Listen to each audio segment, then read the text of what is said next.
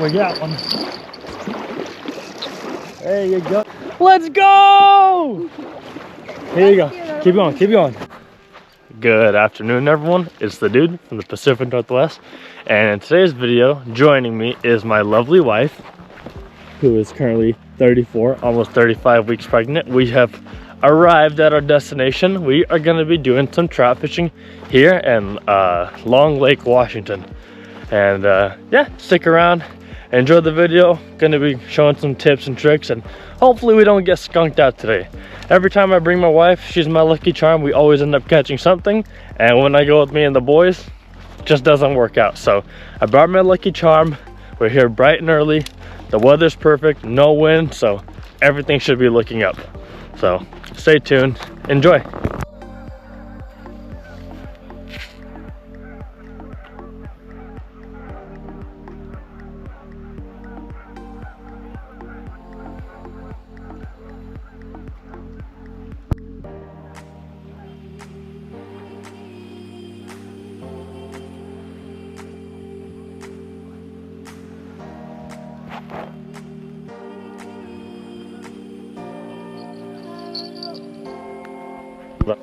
All right, so as of now, we have 3 poles in the water. Now this one at the very end with the bell. My wife's holding one. She always likes holding one. And we have the 3rd fishing pole over there at the end. They all have bells. And I'm going to show you guys this 4th pole that I'm about to set up. So here's a fishing pole, standard little pole. Don't use any brand in particular, just the cheapest one I can find or one at the garage sale. Some people who are really into fishing, they get like more expensive ones, and that's fine. But like if you're starting off, any pole that's medium or lightweight works just fine. So got it here, and on the end here I have a little quarter ounce weight, and I have a plastic salmon egg bead. And at least for me, having this little bead, whenever the weight goes up and down, and if it gets stuck in rocks, I end up losing the line a lot less. Or if I'm fighting a fish, for some reason I feel it works as like a breaker, or like a, I don't know, a divider between the metal to metal, and I just lose less line this way. And at the very bottom I have a stopper, and this, I mean, you can use big ones, you can use small ones, just whatever gets your line on. The reason I do this is because the day before I go fishing, I make these right here. These are just little lines. I use treble hooks. The lake that I'm fishing at, Long Lake, allows it. The only regulation that I found, and somebody brought it up actually in the comment section of a previous video, is that if you catch anything with a treble hook, if it's barbed, you have to keep it. There's no release. So there's a little bit of risk there if you catch like a native fish, but because it's Long Lake, it's very, very unlikely that you're gonna catch a native fish with the dorsal fin, and the regulations here are a little bit less strict than like tribal area, Columbia River, etc., etc. So got a treble hook, and on the other end we have just a loop that I went ahead and tied. So when I get here, when I start fishing, I can very quickly get my pole set up and get it in the water. I mean, it probably saves me a few minutes, maybe 5 minutes, but you know, you would get here early morning, you try to set up as fast as you can without hesitation. And then we use natural scent salmon egg glitter power bait, this or the garlic power bait. These 2 are my favorite. They have never let us down. My dad is the one who showed me to use it. We've been using the same ones ever since. If it ain't broke, don't fix it. So I'm gonna go ahead and put this on, and after you put this on, I'll show you how I roll it up into a ball. You're gonna go ahead and apply this garlic scent lunker lotion. I call it secret sauce, secret weapon, whatever you want to call it, but it's lunker lotion. Garlic scent or shrimp scent has worked the best for us in the past. Again, if it ain't broke, don't fix it. So let me go ahead, show you guys how I do this. So grab like a, I don't know, little finger, like a fingertip full. Close your lid. You got to make sure the lid's closed, otherwise your power bait can dry out and it will be no good next time you go. So always check your power bait the day before to make sure that it's still fresh, or at least that you have 1 bottle that's fresh, because if it gets hard and stiff, it's way harder to mold it into a ball, and then it's gonna let loose when you try to throw it in the water. So here it is. Kind of like you're kneading a really, really, really small ball of dough. There you go, just like that. And then you are going to grab your treble hook and force it on there like so. And then again, you want to make sure that every piece of metal on your hook is completely enclosed. And I try to aim for like a teardrop shape. Don't know why, that's just how I've done it. I try to make it look proportional and even across the board. Maybe it's a little bit of that OCD, or I don't know what it is, but it just looks nice. Makes me think if I was a fish, I'd probably bite that too. Apply a stripe of the lunker lotion and toss it right in the water. All right, so finger on the line, open this up, take a couple steps forward, close to the water. Make sure you don't get it tangled into anything. Don't toss it too hard because you don't want your power bait to fly off, but in the flow, gradual motion, just one long stroke, it lands. Let the line loose for a few seconds, close it, give it a couple more seconds, and then right before you set it down, just you want to reel in a little bit so that way your line is not loose. Because the fish here, they're not necessarily the largest, so when they bite, it's going to be like taps. So you want to make sure your lines are tight, so that way you can set the hook when you're ready. All right, and now everything is set up. We get to enjoy the best part of fishing, which is lines are in, lines are tight. 2-pull endorsement for both of us, so we have 4 pulls in, and we get to enjoy the peaceful, beautiful morning here in Long Lake and near Spokane, Washington. We got ducks flying in, we got geese flying around. Peace and quiet, spending some quality time with Mother Nature. Absolutely beautiful morning. And in the distance, right here in the tree, far in the distance, bald eagle. Absolutely stunning to see that thing. It just flew right across in front of us. Huge wingspan, 5 or 6 feet easy. How cool would it be to catch a fish and throw it up and watch it catch it in the air? I'm sure to some degree that's probably illegal, but it'd be cool to do. Ready? Parkour! Got so much sand in my shoes. That's okay. That's all right.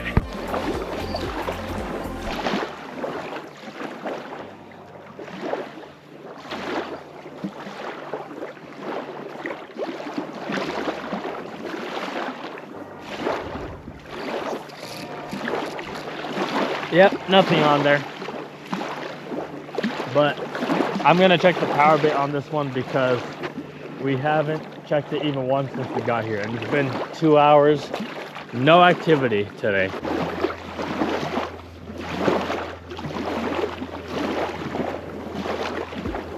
It could be that the pole is settling because I just threw it in. But there's fresh bait, fresh scent on there, so you never know.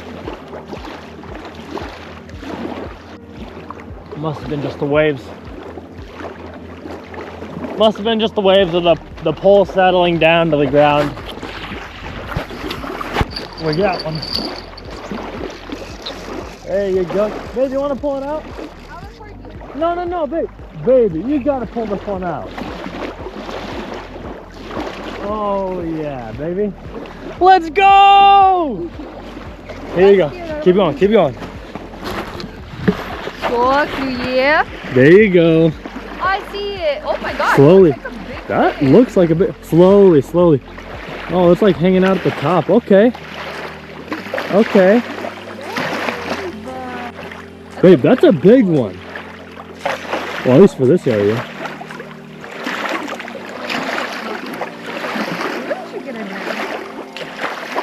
Hey, babe. Drag it on.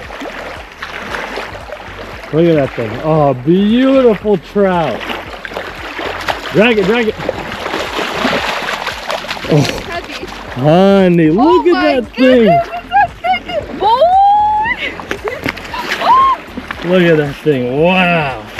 Wow. All right, baby. Time for you to look away. Sorry. Oh, look at that thing. Absolute beautiful. Oh my. All right, look at that. Beautiful fish, honey. Huh? Looks great, honey. That right there is a beautiful rainbow trout. Long Lake, Washington. We didn't get skunked. I'm happy about that. That's a win. Oh, let's go. All right, folks, we got one. There you go. Didn't get skunked. It's a beauty. Probably like anywhere from 24 to 26 inches. Beautiful size. So now we are going to rebait this here hook. We have our power bait set out, and for that one we use the salmon egg, like kind of salmon egg, garlic scented, and has like some like sprinkles on it. Go ahead, roll it into a ball, multiple circles, teardrop shape.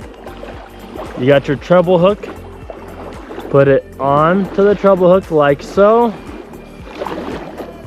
like kneading a little ball of dough. Make it nice, make it smooth, presentable. Teardrop shape, secret sauce. Put it on there, and we're gonna go throw it in.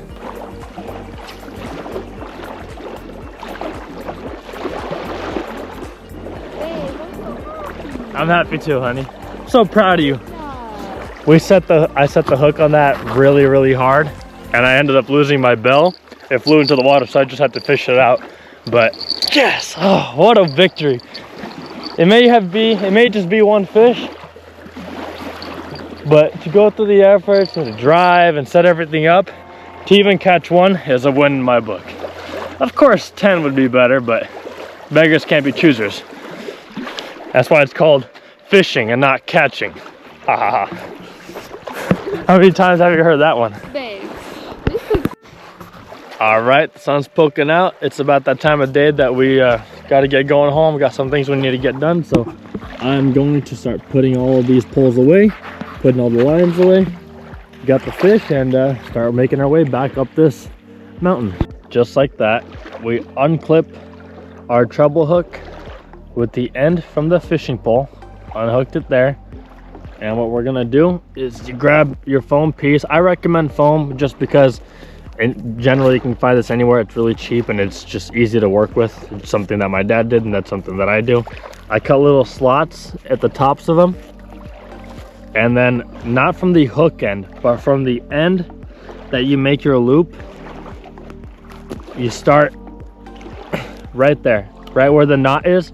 You start at the top and you just go in circles, and make sure not to cross over the other lines. It's going to be a pain in the butt to deal with down the road if you do it that way.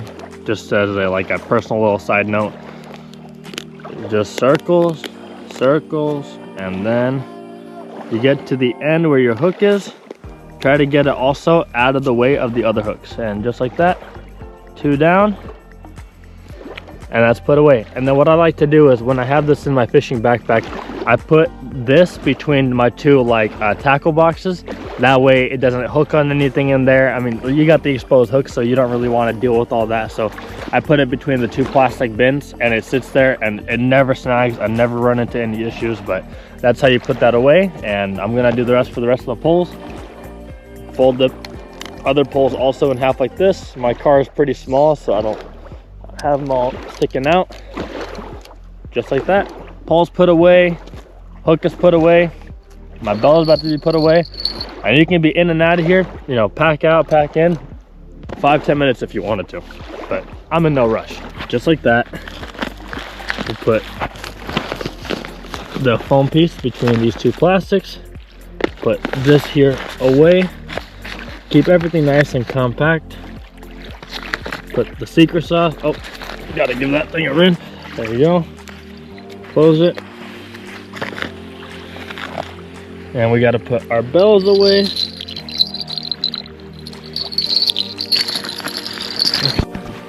Sometime soon I'm gonna make like a how-to trout fishing video for beginners, for anybody who like hasn't gone trout fishing or doesn't know how, or doesn't even know like where to start or how to start, or like they don't want to buy the wrong things or buy too much of the stuff.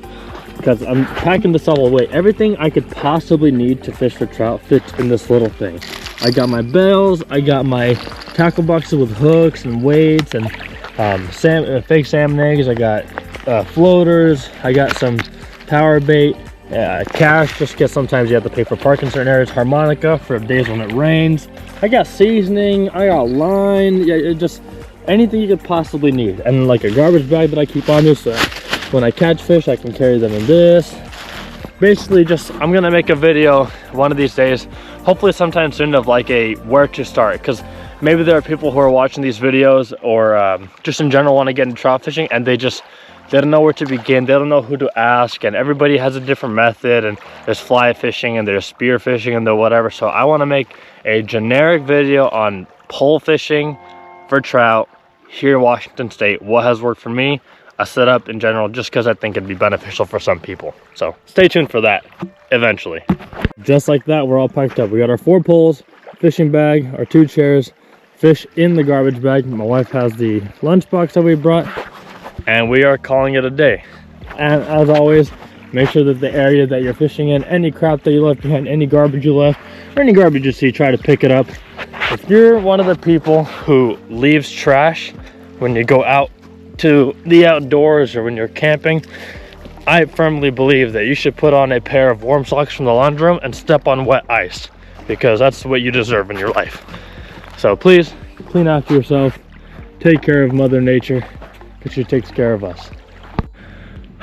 Made it to the top.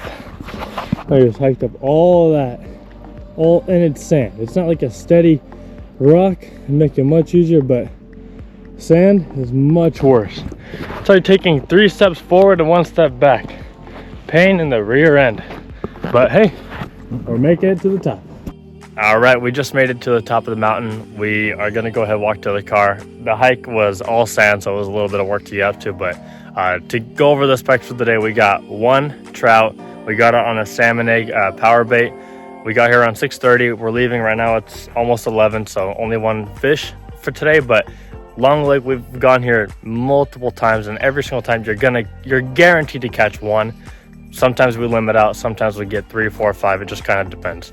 So regarding that, and again, I mentioned earlier, and I mentioned it here one more time, I'm going to be making a how-to, like a trout fishing video, like a basic introduction on how to set up your poles and how to set that stuff up. So stay tuned for that if you're interested. And I want to give a special shout out to my wife for joining me in this video today. Thanks everyone for watching, and we'll catch you guys next time. I'm the dude, signing out.